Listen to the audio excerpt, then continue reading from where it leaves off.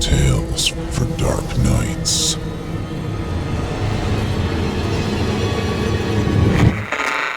Want to make sure you never miss a Chilling Tales for Dark Nights video again? Be sure to subscribe and hit that bell to turn on notifications.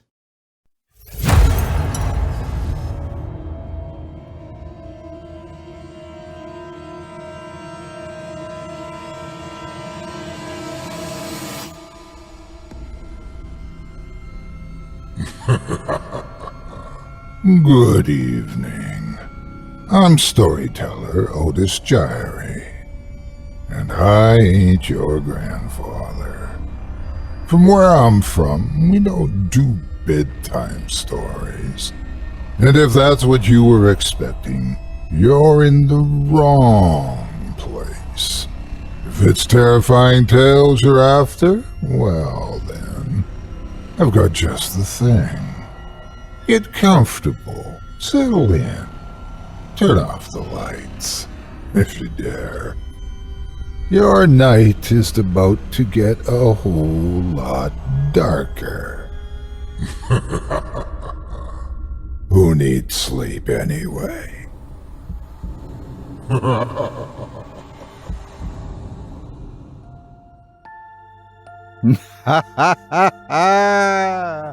Good evening. You're listening to Scary Stories Told in the Dark. Welcome, dear listeners, to Season 11, Episode 11. I'm your host, Otis Jiry, and in this episode, I'll be performing not one, not two, not four tales to terrify you, but 8, courtesy of author Micah Edwards. Tonight, you'll hear tales of odd churches, unusual shortcuts, malevolent mists, a match made in heaven, road work worse than normal, a match made in hell, bad birthdays, and mental anxieties. You're listening to the standard edition of tonight's program, which contains the first 4 spine-tingling stories. If you'd like to show your support and enjoy an extended version of this and other episodes with twice the terror, visit simplyscarypodcast.com and click Patrons in the upper menu to sign up today. Thank you for your support. Now, it's time to take a walk together down the moonlit trail, so lock your doors, turn your lights down low, and settle in. The show is about to begin.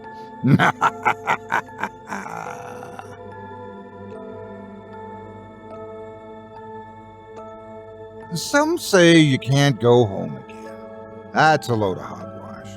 Of course you can go home again. I've done it several times myself, even when the new occupants didn't take too kindly to me barging in. But they're more accepting now that we've had a few chats. That said, it's not that you can't physically come home again, but that's one homecoming that may not be as wonderful as expected. Though some things don't always change, like that church that never seems to have any parishioners. Without further ado, I present to you what's going on at Liberty Chapel.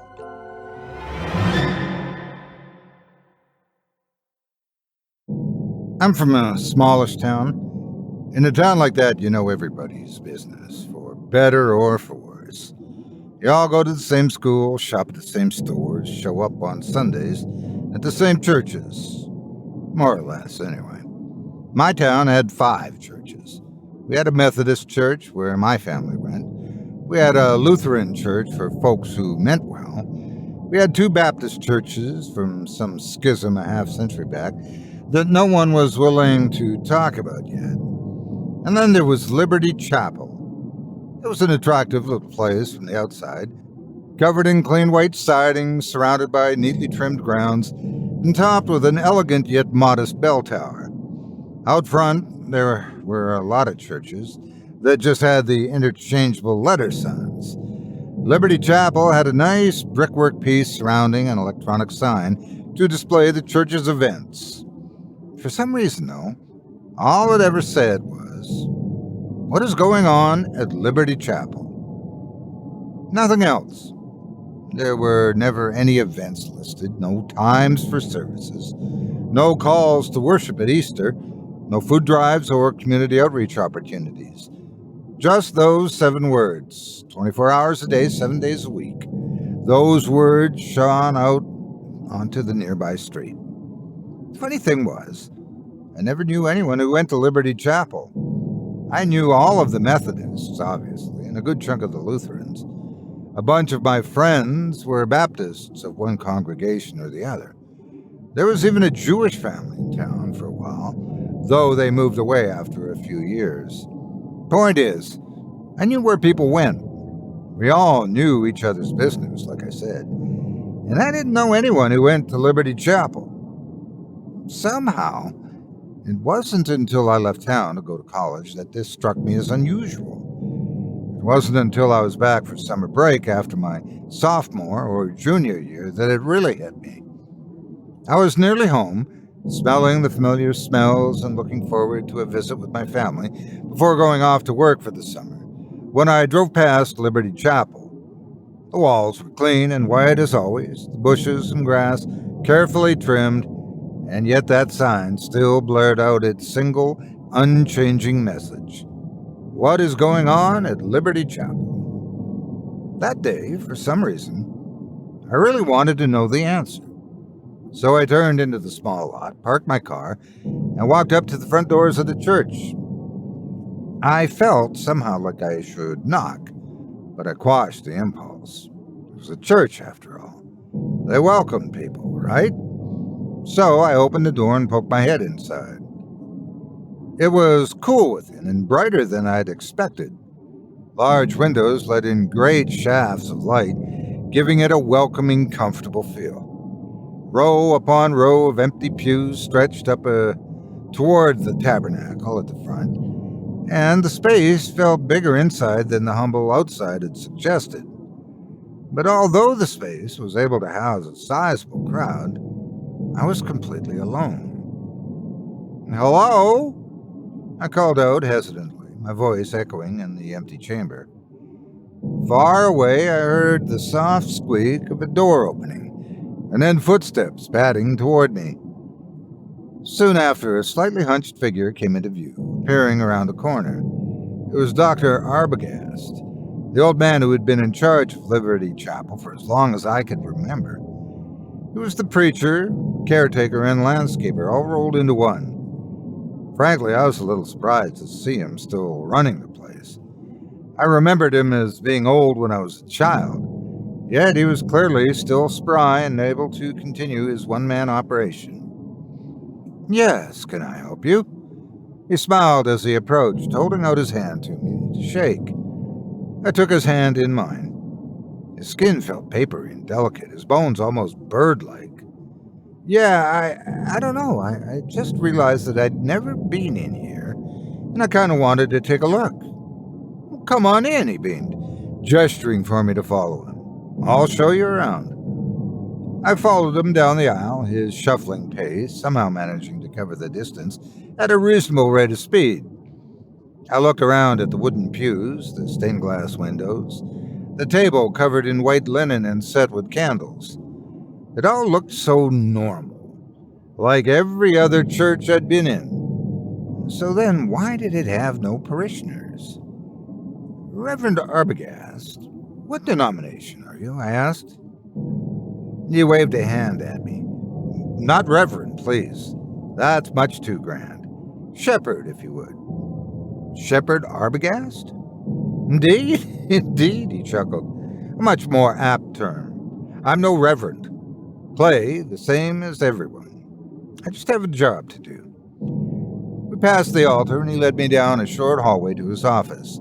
I took a seat in a chair that he motioned to. "Would you like a glass of water? You look parched," Shepherd Arbogast asked, and I nodded. It was a full summer's day outside, and the AC was out in my car. Even driving with the windows down could only do so much. Arbogast disappeared around the corner for a moment, and I heard the sound of running water. He came back with a tall glass of water with condensation already beating on the outside and passed it to me. I took a deep draught, enjoying the chill of the water against the heat of my throat. "It's from our well," said the shepherd. "Same as I fill the fountain with. I won't say it's got restorative properties, but it certainly has kept me young." He laughed, the wrinkles on his face creasing, and I laughed with him. Then he started to talk something about the church's history, but my attention was drawn to a plain wooden door behind him. Said as it was, it should have led just about to the outside, but I didn't remember any door on that side of the church. Maybe it was just a closet. Possibly, but the door bore a lock more appropriate to secure an office building, maybe even a vault of some kind. With Arbogast, the only person here, what could he possibly need such a lock for? "Anything in particular you'd like to ask about?" Arbogast asked, startling me from my reverie. I cast about for something that would suggest that I'd been paying attention.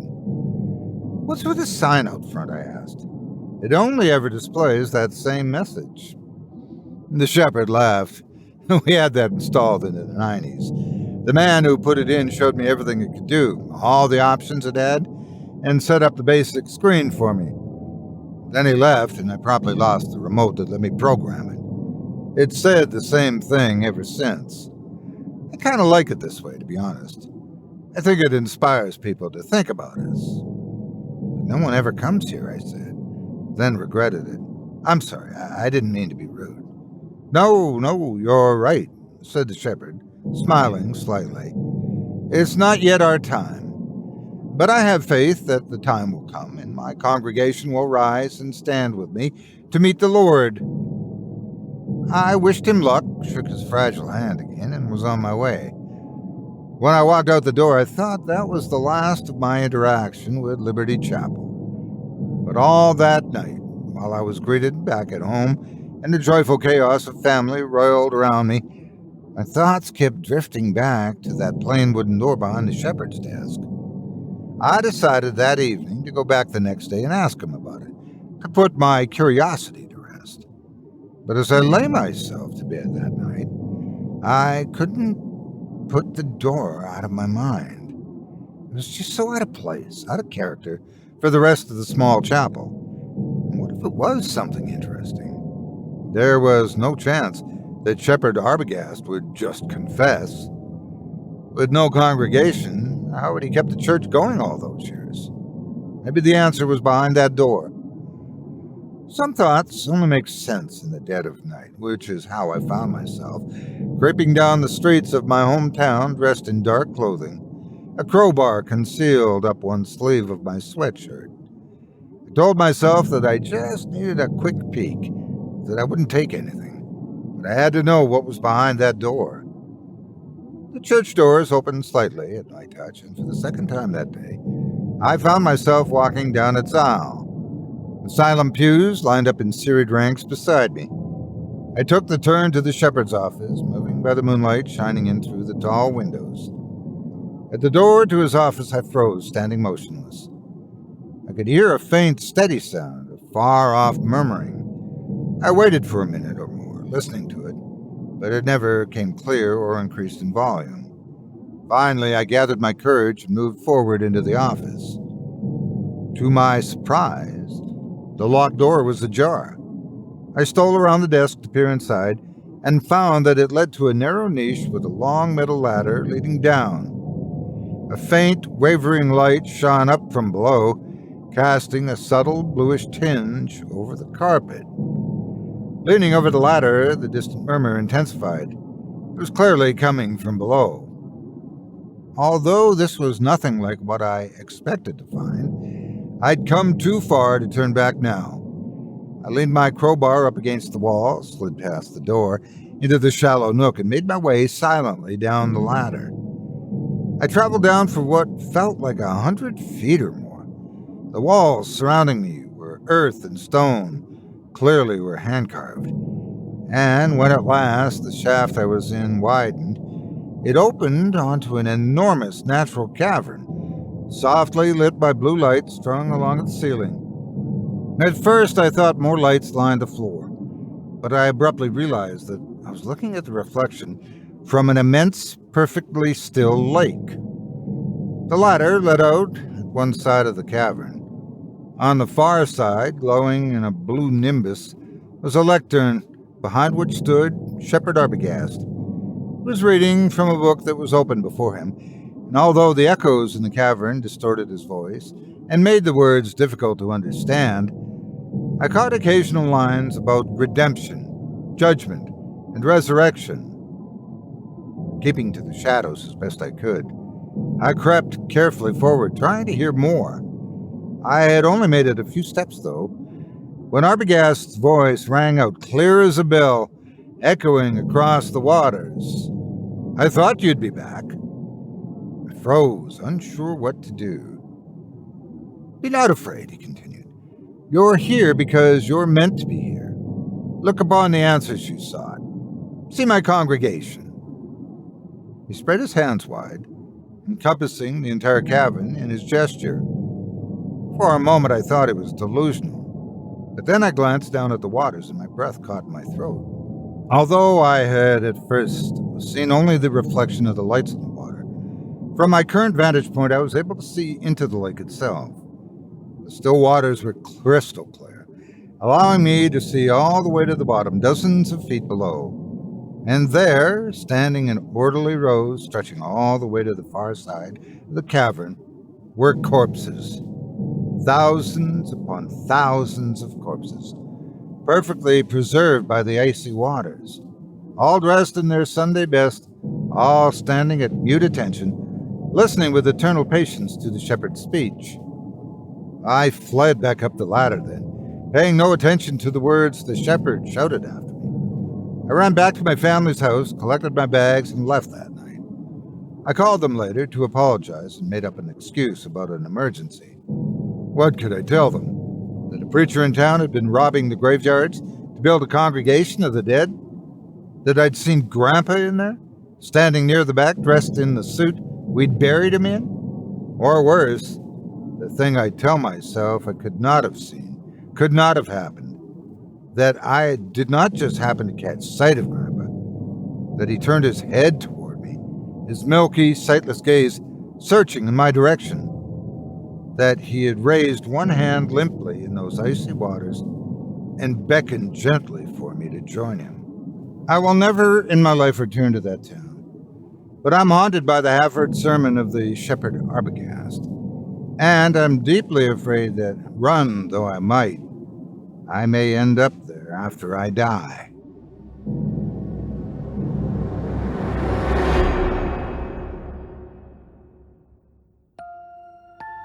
I hope you enjoyed What's Going On at Liberty Chapel by Micah Edwards, as performed by yours truly. If you enjoyed that tale and would love to read more from tonight's very talented feature author, you can help support him by visiting simplyscarypodcast.com/authors/Micah-Edwards. That's simplyscarypodcast.com/authors/MICAH-EDWARDS. He has his subreddit you can follow, or his WordPress website, or a variety of books you can choose from, like a nice evening at the Borgia residence. You can look around and pick your poison.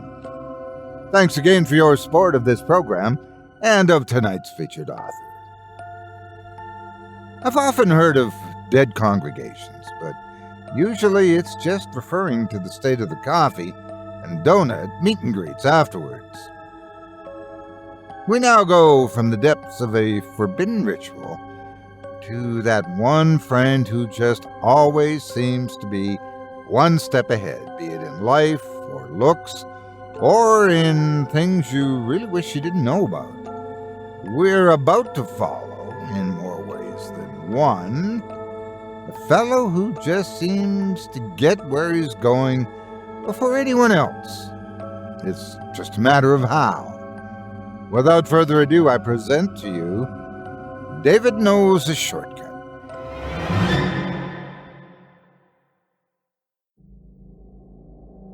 There were 3 things everyone could tell you about David. The first, the one everyone noticed immediately, was that he was handsome, like Hollywood handsome. He had a roguish charm, too, A disarming smile that lit up his face and made everything all right.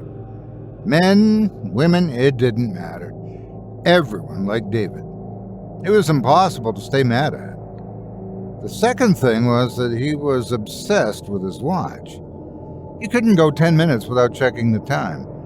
To his credit, it was a nice watch. I don't know anything about watches, but I could tell that it was sleek and well made. Judging by the reactions of folks who did know and care about watches, though, I got the feeling that it was more than just something you'd pick up at the mall. David wasn't ever ostentatious about his watch. He wasn't wearing it to show off. He just looked at it a lot. Folks commented on it sometimes, asking him if there was somewhere he had to be, that sort of thing. David always just shrugged and said he had no internal clock and he'd like to know what time it was. Then he'd grin and everyone would grin along with him. David's grin made you feel like you were in on a joke with him, something secret from everyone else. Charisma, like I said. The third thing everyone knew about David was that he knew a shortcut. Didn't matter where he was or where he was going, he knew a shortcut. Going to the movies? David would meet you at the theater. He knew a shortcut. Friend's housewarming party? See you there. He knew a shortcut. Interstate road trip to the middle of nowhere? David knew a shortcut. The damnable thing was that he was always right, too. No matter where we were going, David would be there first, leaning on his car, waiting for us, or already inside. He was never a jerk about it. He'd even explain the shortcuts if you asked.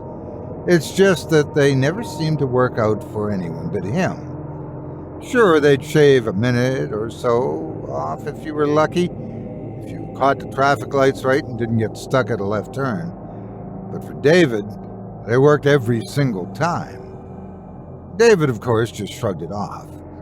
Just lucky, I guess, he'd say, and grin. That grin should have been classified as a superpower. He could get away with anything with that. No one was ever allowed along with David on his shortcuts. He had a million excuses. He was low on gas, couldn't afford the extra weight. He'd spilled something rancid on his passenger seats. His AC was out. The radio was stuck on talk radio at maximum volume. Local vandals had superglued his doors shut, and he'd only gotten the driver's door open so far. Most of the excuses weren't particularly believable, but we all just figured that David liked to drive alone. He was a little idiosyncratic, but he was a good guy, and no one cared that much most of the time. Sometimes it grated a bit. He wouldn't ever give anyone a ride to parties, saying that he liked to leave on his own schedule. He never picked up anyone from the airport. One time my car wouldn't start when I had a job interview. I called him and begged for a ride, or even just to borrow his car, but he refused. Said 2 tires had been slashed, and he had to get them replaced. But I knew it was just the same old refusal. I called a cab, showed up late, and didn't get the job. Next time I saw David, I was ready to chew him out, but I noticed that he had 2 new tires in his car. Scoping out my new Bridgestones? David asked with a smile, as if knowing he'd caught me checking out on his excuse. And I grinned along because I'd been caught, as if I had done something wrong. Overall, though, David was a great guy. One of those friends that you can just always talk to. He was equally there for casual bar chatter or serious life conversations, and he always knew when to crack jokes, when to offer advice, and when to just listen. So, when I got the call that my mother had been in an accident and was on her way to the hospital, it was David I called. David, please, you've got to come get me. I begged him when he answered the phone. I've got to get to the hospital. Please, it's my mother. Oh, what happened? Car accident. She was in town visiting. She was borrowing my car. Please, David, I don't think she's going to make it. I know you can get me there in time. You always know a shortcut, David. Please. I was babbling. I didn't care. I had to get there. The policeman on the phone had said that the paramedics were doing everything they could for her, which did not sound positive at all. Listen, David, You've got to. Listen. David's voice cracked out the phone like a whip, shocking me into a silence. I'm on my way to you. You need to answer me this.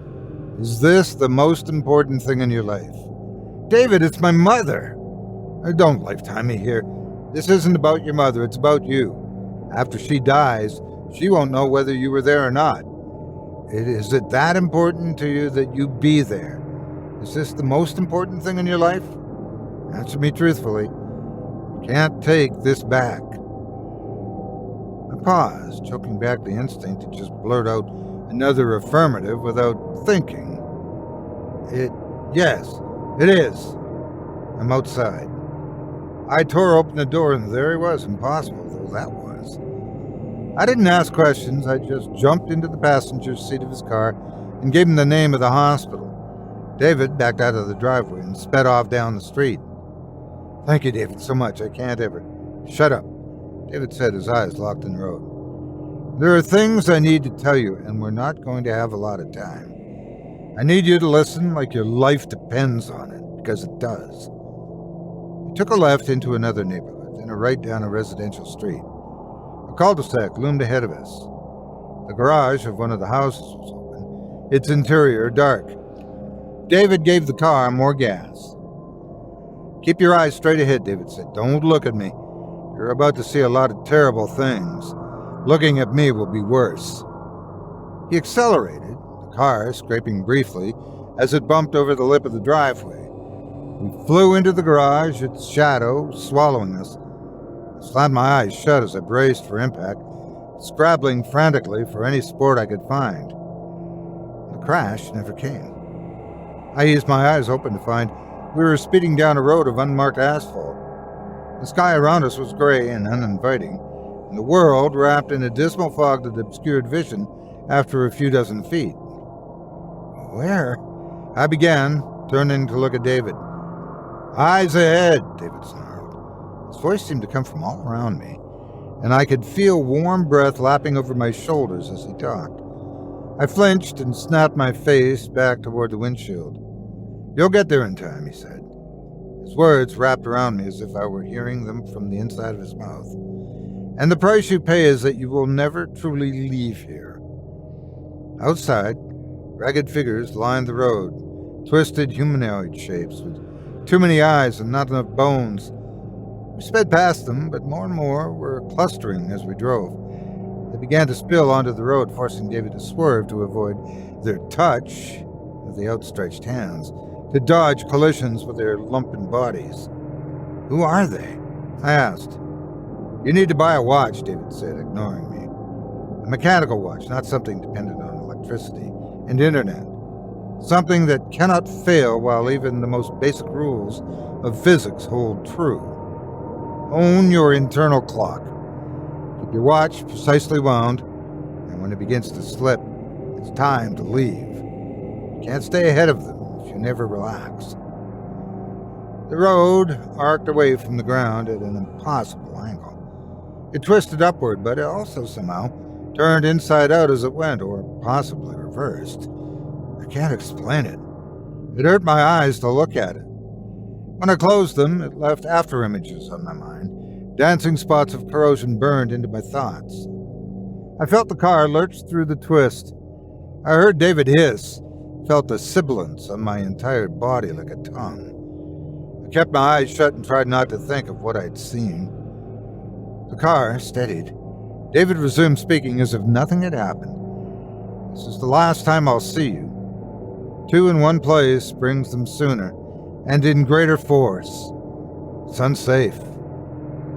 Although his voice was all around me, it was becoming difficult to hear him. A faint, shrill piping was growing in my awareness. Quiet though it was somehow managing to drown him out. I pictured the pipers, mad, capering shapes, hurling themselves through an insane dance, forms that I'd never seen nor wanted to see again. I opened my eyes, and they were surrounding the car, just as I had pictured them. Their faces were warped, monstrous. Their eyes bled secrets and insanity. Their pipes were alive, moving to their own music. I felt the urge to unbuckle my seatbelt to open the door to join them. The fog ahead of us darkened, tightening around us. The pipers fell away their dance, carrying them off to unseen mysteries. I started to crane my neck to follow them, but I felt David's rank breath on my neck and managed to keep my gaze forward. The light fled from the world around us, pitching us into utter darkness. For an instant, everything was gone. I could not hear David nor feel the car. My mind still sagged under the impossibility of the road, and I wondered what had happened to me as I had bent through it. Was I now one of the formless things abandoned by the roadside? Would I take up my place among the pipers? And then we were careening down a cement ramp, tires shrieking in the echo chamber of the hospital parking garage. David slid to a halt just outside of the elevator. "Go," he said. "You're in time." I tumbled out of the car, turning back to look at him. He was normal, looking just as he always had. No sign of whatever I'd felt in the car. He gave me a small wave as he leaned over to pull my door shut. "It's been good knowing you," David said. He gave me his trademark grin. "Good luck." The elevator ride took eons. The wait to the front desk while they located my mother was an eternity. There was a doctor there when I arrived saying something, but I didn't hear him. I knelt at her bedside and took her hand.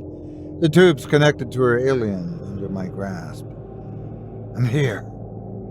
She saw me. She smiled. She said my name. And she died. The machine screamed. The doctors and nurses rushed around, wheeling my mother away. I just sat there, and they let me sit. After a while, I felt someone else enter the room. They approached slowly, as if worried about disturbing me. "What do you need?" I asked, not looking up.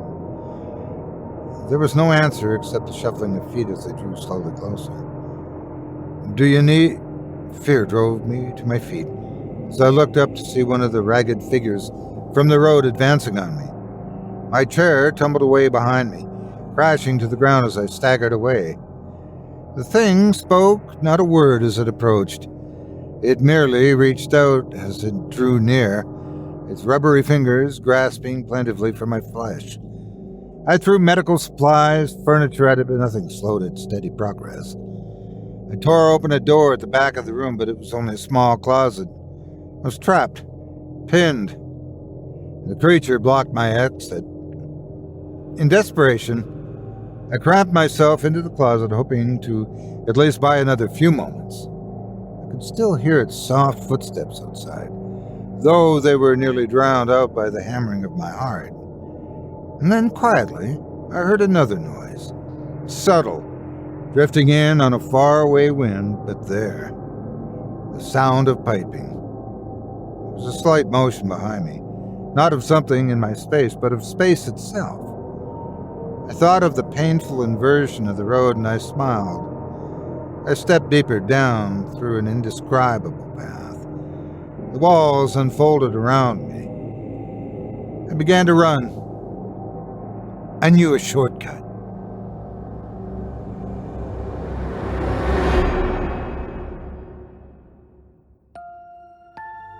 I hope you enjoyed David Knows a Shortcut by Micah Edwards, as performed by yours truly. You know, that road does seem a little familiar. I think I once saw a street lined with mutant monster shapes, but to be fair, it was late. And I did just eat some hamburgers that may have had some tainted special sauce. Or maybe I'm thinking of that drive through Saskatchewan. Either way. Well, as I look out my window, I can see the weather's getting a little misty. I think I may have a little bit of fog rolling in. Hopefully, it's not like the weather we'll encounter in our third story. That stuff can really mess with your mind if you let it. At least, hopefully, that's the worst that'll happen. Without further ado, I present to you the Murk.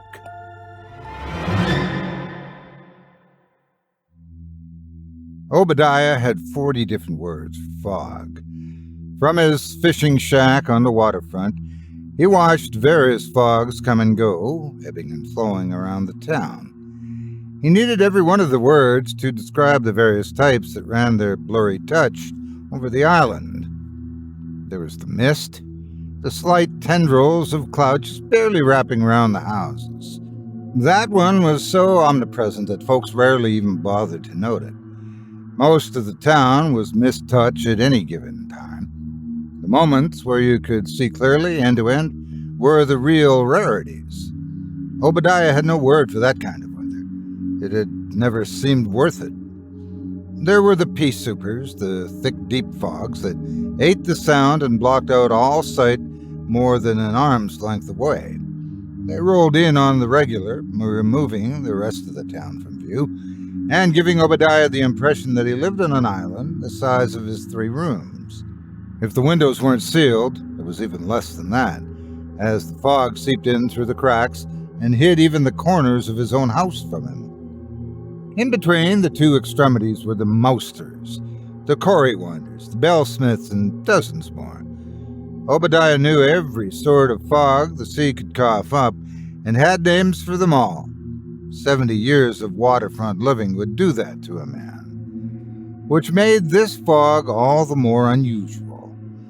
It wasn't like any other he'd ever seen. It crawled along the ground in slow waves, gently rolling along paths and around corners like it was looking for something. It didn't spread out evenly either, but clumped together in great dense folds.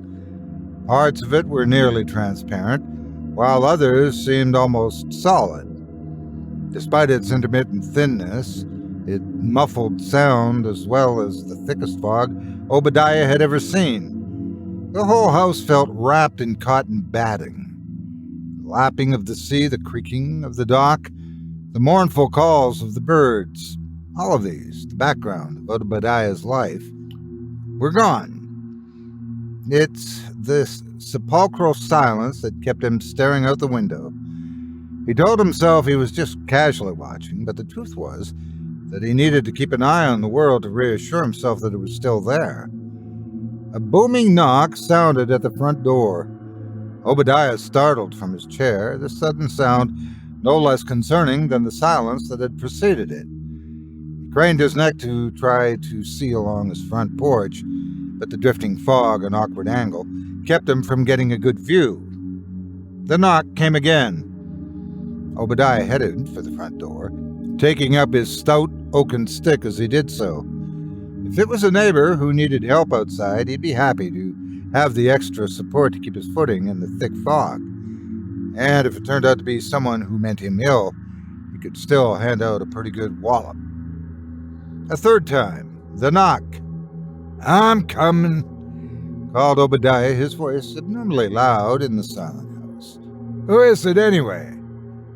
"Me, Obi," came the muffled reply. He cocked his head.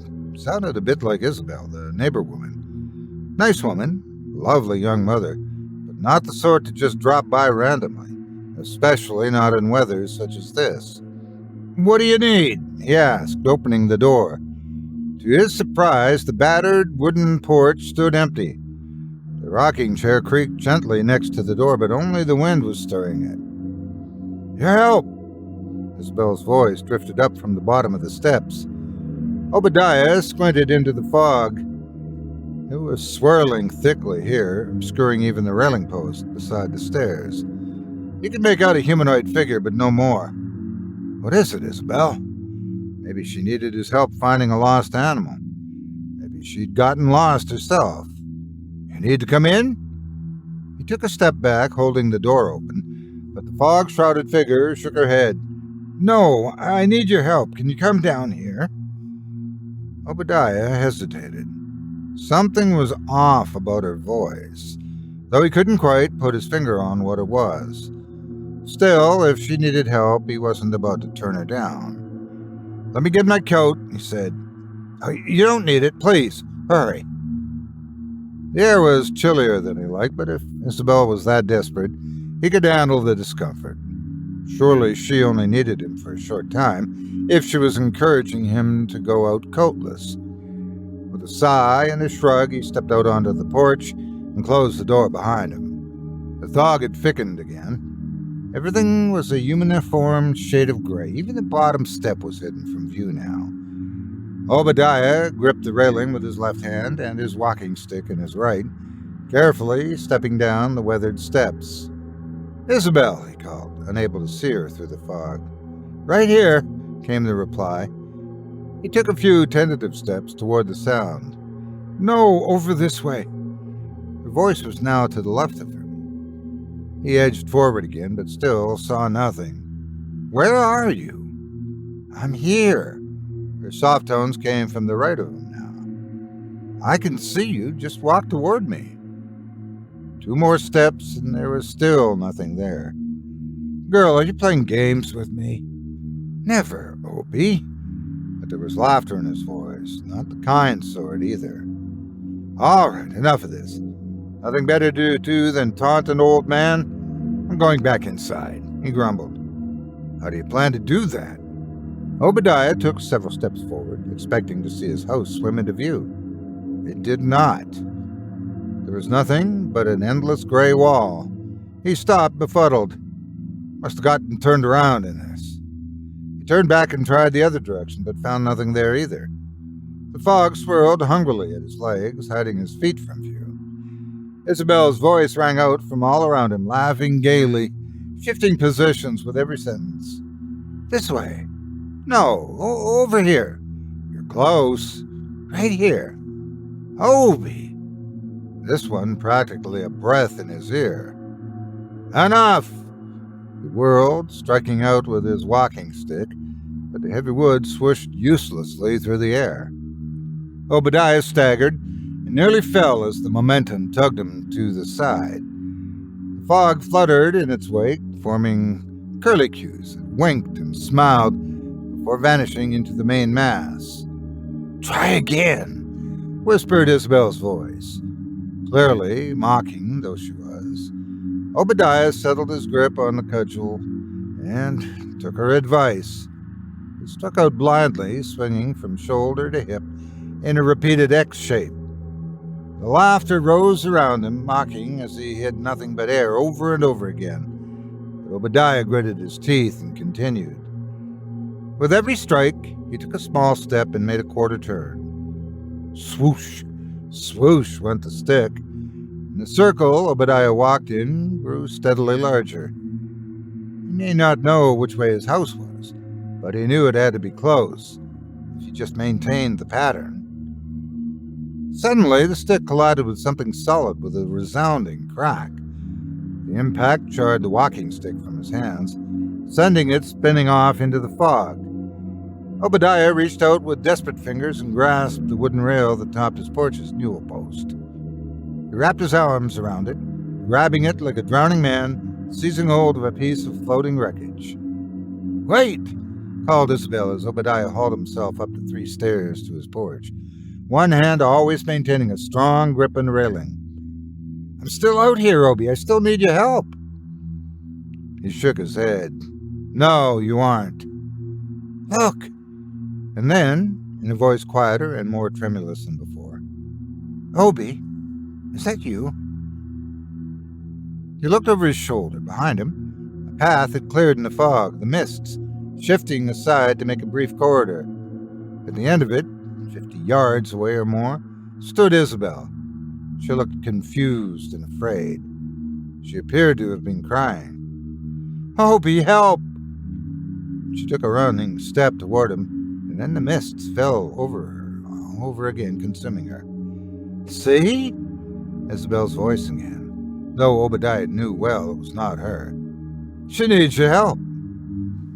Obadiah shook his head once more. "All I can do if I go out there is give you another voice to play with, and I don't even have my coat." "Wait!" called the voice once more. But Obadiah was already at his front door, opening it to step into the safety of his house. Fog swirled in with him, but it dissipated quickly when the solid wood slammed shut behind it, tiny wisps of cloud vanishing against the carpet runner. The knocking started again, loud and insistent. Obadiah, ignoring it, walked slowly around the house, checking the latch on each window and then pulling thick curtains to block out the view and muffle the sound. He turned on the record player, settled into his chair, and let the scratchy sounds of a trumpet flow over him. He could still hear the knocking in the background, but he figured it would give up soon enough when it realized he couldn't be lured back out. Soft cries could be heard behind the trumpet now, the sounds of a young woman in distress. "You can still save her," whispered a voice clustered outside his windows. Obadiah dragged his chair over closer to the record player and increased the volume. He'd seen too many men swept overboard in storms to wonder if Isabel could really be rescued. All you could do by jumping after them was add another death to the tally. "A Murk," he said out loud. "That's a good name for it. A Murk." The fog would pass. They all did eventually. He'd go find Isabel after that, if there was anything left of her to find.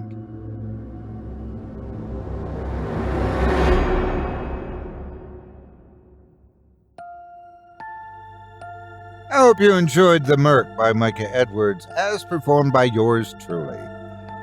On the plus side, I believe that story helped clear the weather right up. The mist outside seems to be pulling away. I just hope it doesn't leave anything behind that shouldn't be there. It was a mess the last time that happened. Sometimes, if we're lucky, we find someone we can spend the rest of our lives with. Such is the case in our next story, in which what looked like a solitary existence in a ramshackle old mansion might turn out to be a scene of wedded bliss, just as long as the past doesn't get in the way. Without further ado, I present to you The Depths of Trust.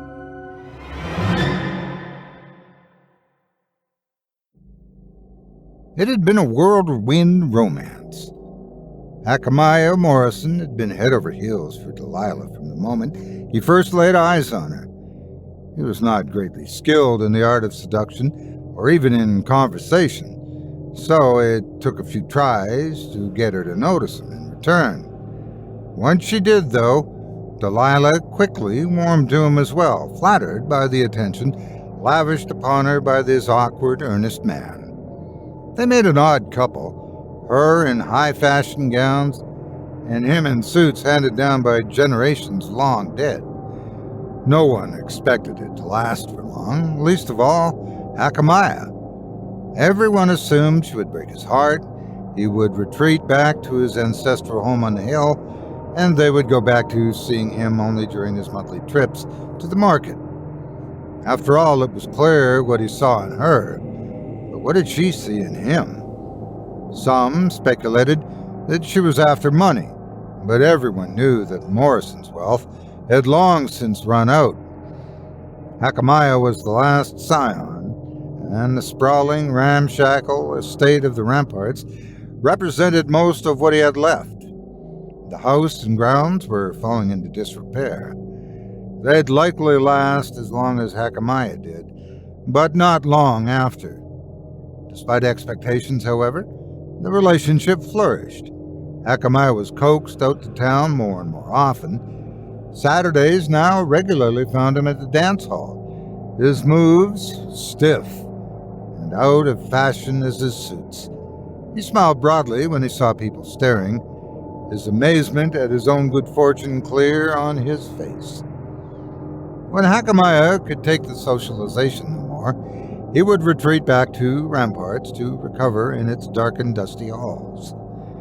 None but he had crossed the threshold of that house in 2 decades or more. Yet when Delilah asked, he brought her inside with barely a thought. She brushed aside his stammering, embarrassed apologies for the state of the house. "It's a lovely place," she told him firmly. "You must have had such a task keeping up with it yourself. Would you like me to help? I don't want to intrude, but if you're willing." And of course he was, just as he was willing to do anything she suggested. Delilah smiled and thanked him and started small, with dusting rags and carpet beaters and cloths tied around their faces. They worked together, a haul at a time, Delilah's brilliant laugh lighting up the house even more than the sunshine streaming in through the newly cleaned windows. It was hard work, but in Delilah's company, the hours sped by. When they'd finished the whole house, from the strangely shaped attic rooms to the erratic expanse of the cellar, Akamaya thought that they might settle back into how things had been before, with trips to town and evenings settled in by the fire. Delilah, however, had other ideas. "There's a leak in the old nursery," she said.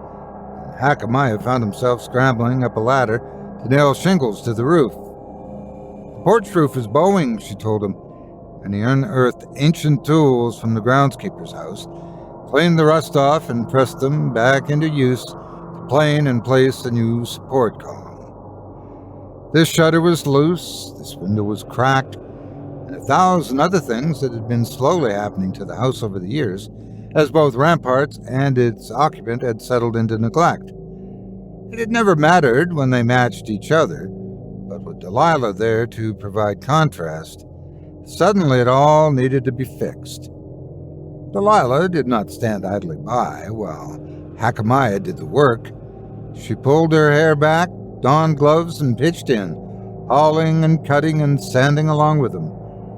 Akamaya saw the amount of work she was doing to repair and restore his house, to restore him, and his heart swelled with love and admiration.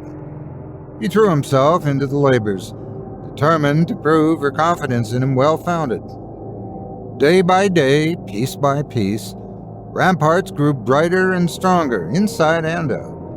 For the most part, Akamaya was happy to accede to Delilah's plans for repair and redecorating, but there were a few odd issues where he balked. The first was replacing the window treatments. Strangely, it wasn't the curtains that he objected to changing. They were heavy, musty, and decrepit, practically falling apart to the touch.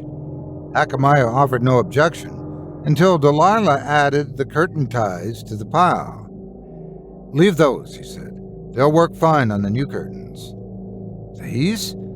Delilah held up the ancient rope. It was twisted and gnarled, tangled back over itself in knots that had hardened to the permanence of stone.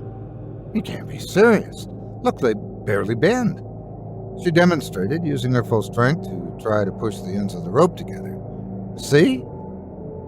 Delilah wiped her fingers together, held her hands out to her nose, and grimaced. "Plus, there's some kind of oil soaked in. Smells like dead fruit." "It's verbena," Akamaya said. He sounded defensive. "I like it. Look, they're your curtains. You want to tie them back up with tangled oily rope? It's all the same to me." "I do appreciate everything you're doing around here, Delilah. You know that. It's just the ropes. They're important." "Why?" Akamaya shrugged uncomfortably and offered no other response. Delilah eyed him curiously for a moment, then let it drop. She hung the new curtains, tied them back with the old ropes, and said no more about it. The next flash was over an overgrown hedgerow at a far edge of what had once been a garden.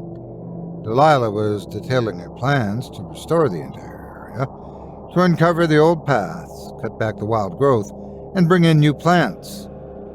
"We can take those trees out and put in some white cedars," Delilah was saying when Akamaya interrupted her. "The quick beam stays," he said, immediately looking apologetic for the insistence in his tone. "They're all trunks and dead limbs. We can try to prune them back if you want, but I'd rather really just replace them." "Quick beam, did you say?" "That's what my mother called them." Delilah pursed her lips. Was this garden important to her?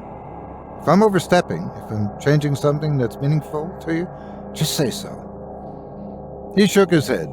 "Just leave the hedgerow. The rest sounds wonderful." "What is it you're not telling me, Hawk?" For a moment, Akamaya looked as if he might say something, but then he shook his head.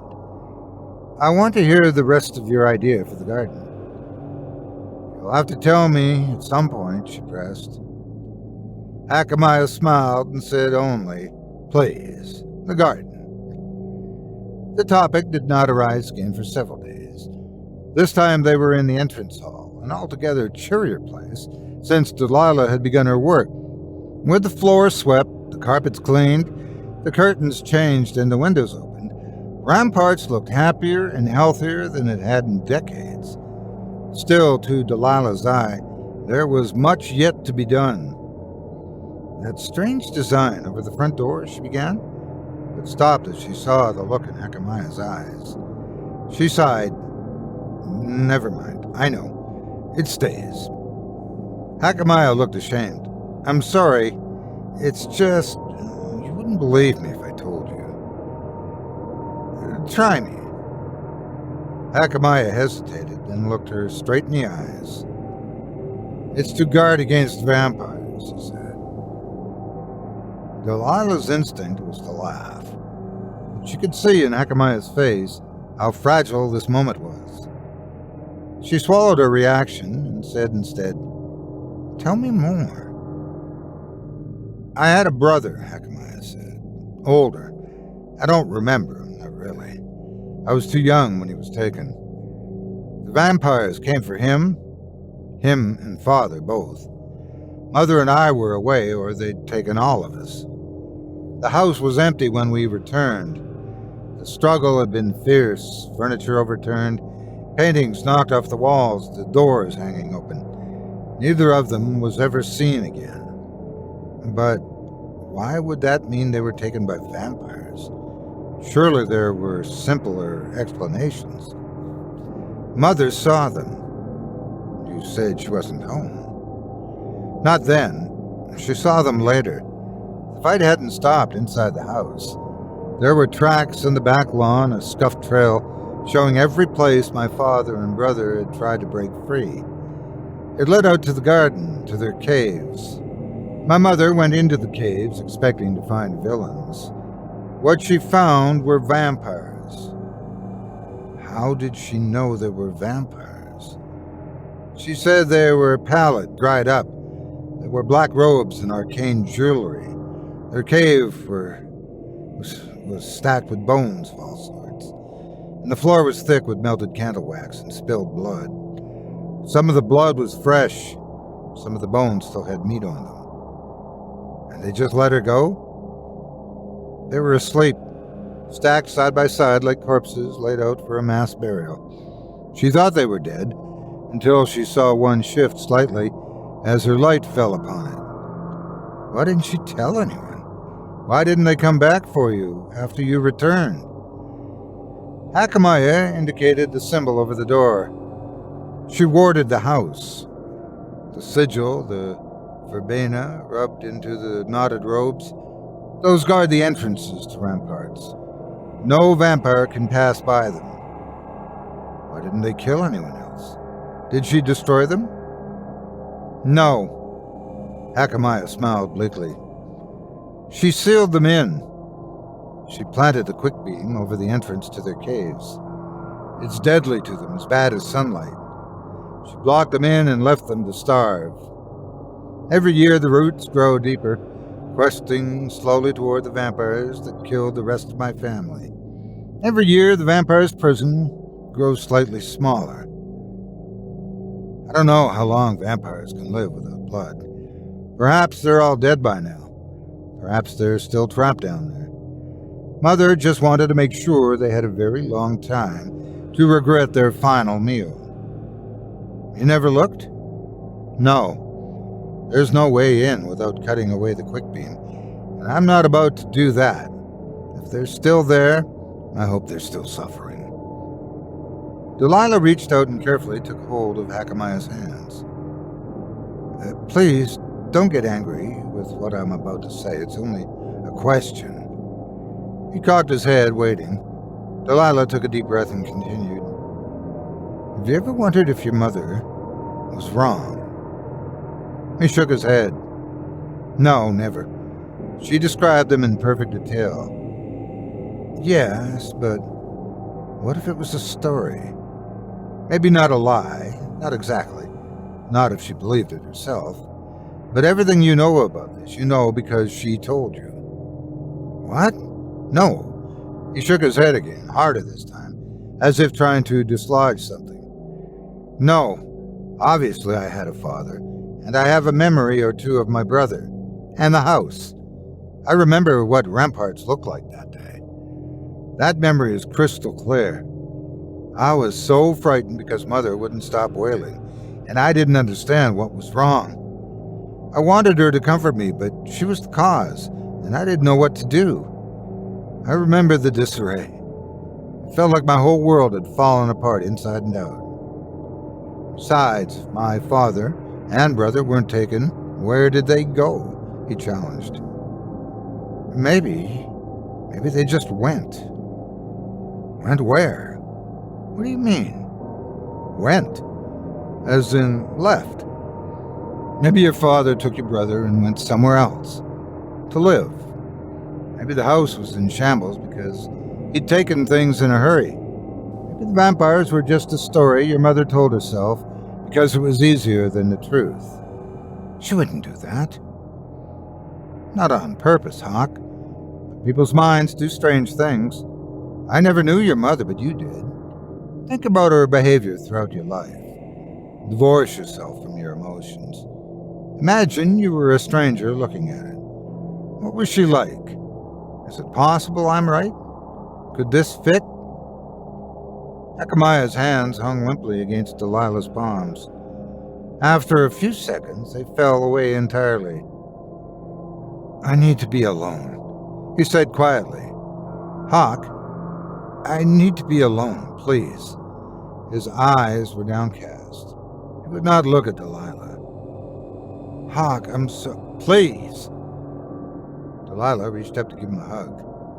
He was stiff and unyielding in her embrace. She held it for a moment, hoping for a reaction, then let go. I'll wait for you to call, she said, then turned and left. Hakamaya did not walk her to the door. It was more than a week before they spoke again. When Hakamaya finally came to call on Delilah again, his face was unreadable. He carried a bouquet of flowers and a wrapped package, which seemed like good signs. The careful pace at which he delivered his words suggested a prepared speech. As he spoke, Delilah busied herself arranging the flowers in a vase. It gave her something to do other than scrutinize his face for clues as to the words to come. Delilah, I've had a lot to think about this week. You called into doubt facts which I had never considered questioning. I've had to upend a lot of what I thought I knew, re-examining everything. It's been a challenging and often painful process, and one which I suspect I'm still only beginning. I could not have undertaken this journey without you. Even if I had thought about taking the first step, I would have not had the courage or stamina to move forward. I was on a slow slide to senescence. You saved me from that. I have much more work to do. I want you with me for all of this. He held the package out to her. Delilah, will you marry me? She took it curiously. It was thin and oblong, perhaps 2 feet long and an inch thick. I'm told a ring is more traditional. Open it, he suggested. Her hands were already at work on the packaging. Inside was a wooden plank. Delilah stared at it, puzzled, until she turned it over. On the front was the warding sigil from Rampart's front door. I took it down, he said. There are no vampires. Yes, Delilah said. Yes? Yes, I will marry you. Hakamaya swept her up in his arms, pressing her close. The board clattered to the floor. And all I have is yours. The ancestral lands? Delilah teased. Quick beam and all. Your house? You are its mistress. Your heart. Without question. He kissed her passionately. She responded with ardor. Sometime later, they broke apart. Come back to Ramparts, Hakamaya told her. The house misses you. I'll come by tonight, she assured him. We'll celebrate. How would you feel about having a few people over? I might hate it, he answered, honestly. But for you, absolutely. Thank you. I promise it'll be brief. I can do that for you. My dear. He kissed her hand in an oddly formal gesture, bowed and left. Delilah watched from the window until he was out of sight, smiling to herself. When he was gone, she went down to the basement of her house. The far wall had a large fissure in it. The crack was almost a finger wide and opened into something deep and black beyond. It's done, she said. A sibilant voice drifted forth from the crack. We're freed? Trees still block your exit. They are now my trees, and I will remove them. When? Tonight. And the Scion will be there for you. The protections. Gone. Good, purred the voice. Good. My payment? As promised. There was a sound of metal sliding slowly over stone. Then a dirty gold coin slid slowly out of the crack. It fell to the ground with a musical ring, spinning and settling as another coin eased through the crack behind it. Then another, and another, a slow golden spring trickling forth from her wall. Delilah gathered her coins together as they fell, making sure none rolled away. So many, she said, almost to herself. There are many disregarded things below the ground, answered the voice. We've had nothing but time to find them. We've freed them, and now you shall free us. Tonight, Delilah agreed. Tonight, hissed a chorus of voices.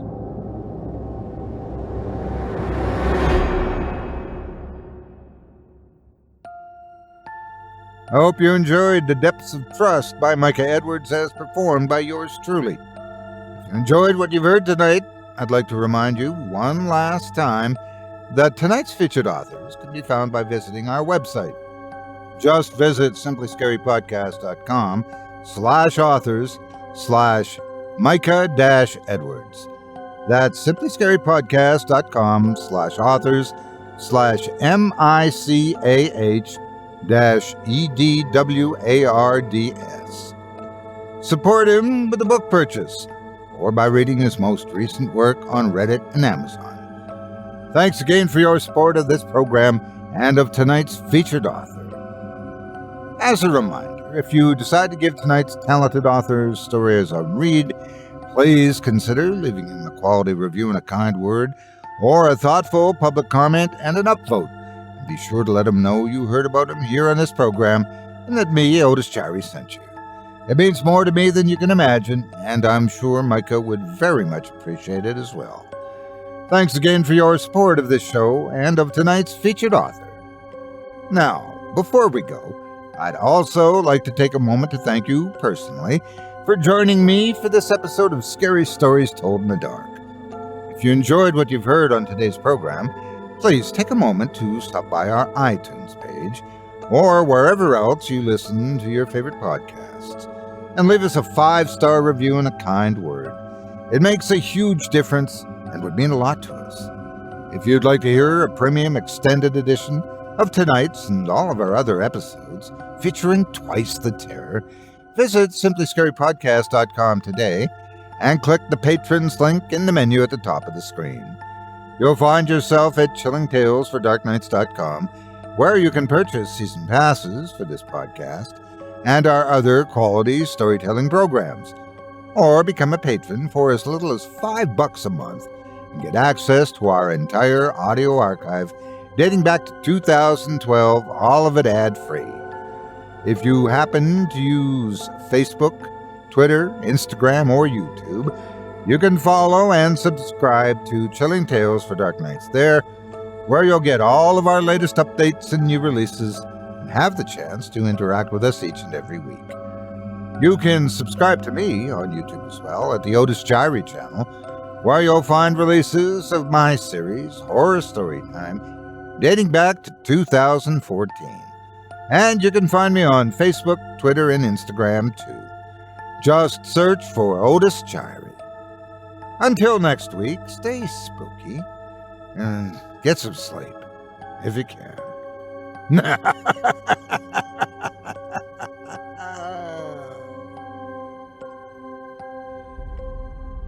Thanks for listening. You've been listening to Scary Stories Told in the Dark, a production of Chilling Entertainment and the creative team at Chilling Tales for Dark Nights, and a proud member of the Simply Scary Podcasts Network. Visit simplyscarypodcast.com today to learn more about our network and our other amazing storytelling programs. Tonight's program was hosted, and its featured stories performed by yours truly, Otis Jiry. Selected stories have been adapted with the kind permission of their respective authors. Original music